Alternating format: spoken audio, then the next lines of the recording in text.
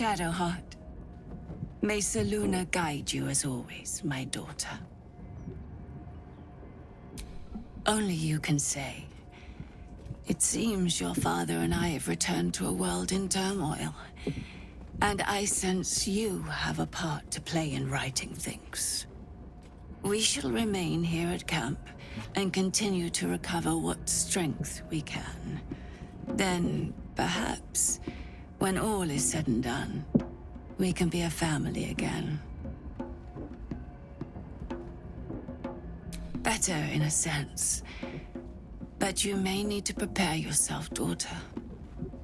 Shard took a great deal from me, and time will eventually take the rest. Sooner than you or your father would like, perhaps. I knew this, even when I first fell for your father. He is destined to outlive me, as are you. Shed no tears. We've been blessed with a second chance, and who is to say how long we'll have? More than I ever hoped for, certainly. We must not live in fear of loss. That is not truly living. Just one. Take care of yourself. I know you have more struggles yet to come out there, but I do not want to lose my daughter so soon after I found her again.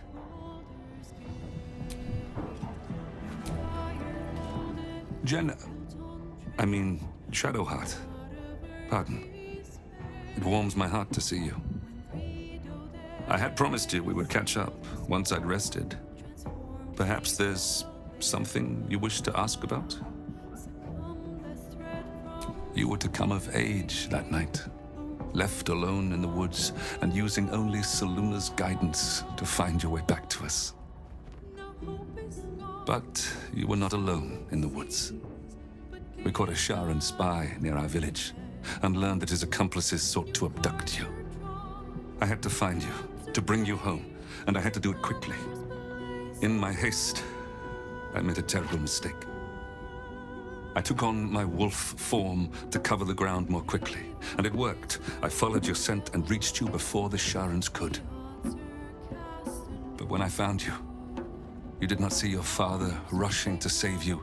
You only saw a wolf hunting you in the darkness. I should have told you of my curse before that night. Then everything would have been different.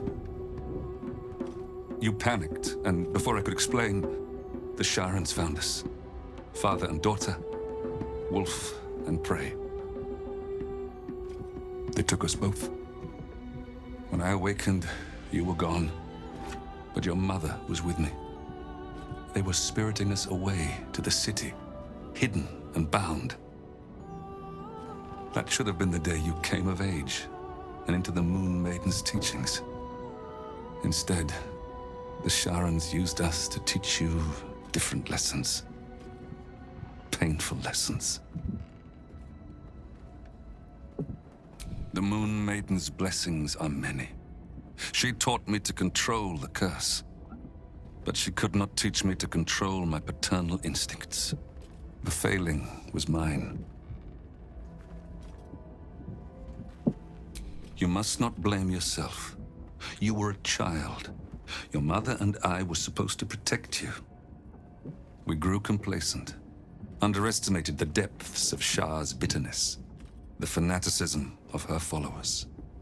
But perhaps this was always meant to be. Perhaps the Moon Maiden's path was merely longer for you than we knew. A name is nothing. Your happiness is what matters. Just forgive your father the occasional slip of the tongue. I will adapt, given time. Well, it depends. Do you find yourself more hirsute at certain times? Craving warm flesh? Actually, no. Spare your father the answer to that. I am a lycanthrope, but your mother is not. It was a toss of the coin to determine if you inherited that side of me. If you have not changed after all this time, I believe you're safe. I've heard enough about this absolute threat to understand it cannot be ignored. Your mother and I can wait until you prevail, and I know you will. Beyond that, your mother will need my care, and yours too, if you wish to join us.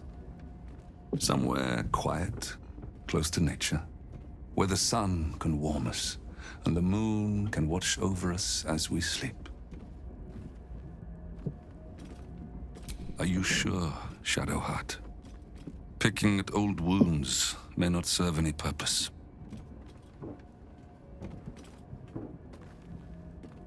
Very well. But I shall not wallow in ugly details. That is what they would have wanted. To have let their physical torments live on in our spirits. I will not allow that. They had you use us for practice. All the techniques that the Sharans held pride in. Trickery, interrogation, torture.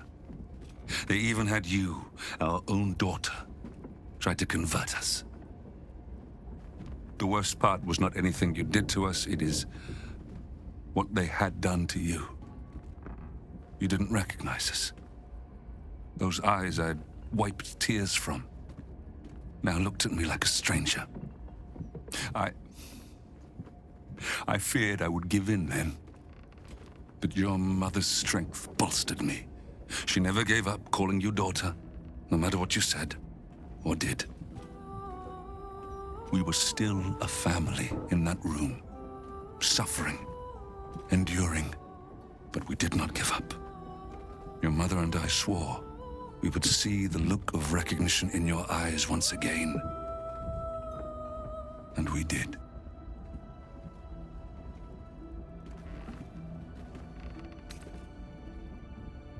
Knowing you were out there still was enough to sustain us.